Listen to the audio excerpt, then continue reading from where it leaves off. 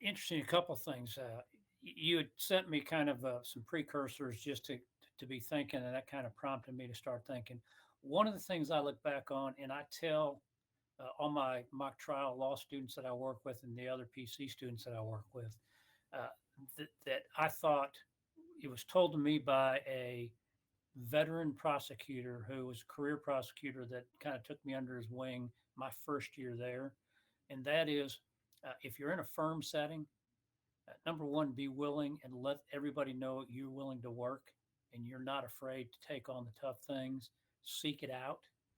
And then the second thing is make sure that they also know you're not afraid to go in the courtroom.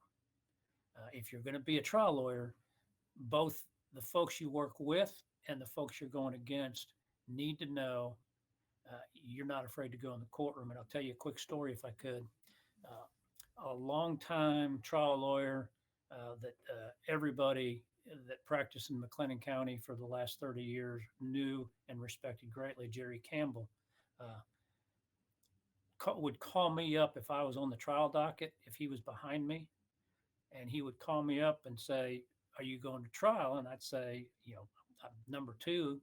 I may not be number one, but I'm ready." And the first time I ever asked him why he was calling me out of, in particular, and he said, "Because I know you'll go to trial." And I'm looking for lawyers, and I can tell you the lawyers on this list that aren't going to go to trial, and you're going to go to trial if you have the opportunity. And that's a reputation that if you want to be in the courtroom, that you want to try to get. And you do that by be willing to take the tough things early on in your career. Take the JP things to hone your experience. You know, the more you're in front of a jury and the more you're in front of judges, the more comfortable you feel, and the better equipped you become.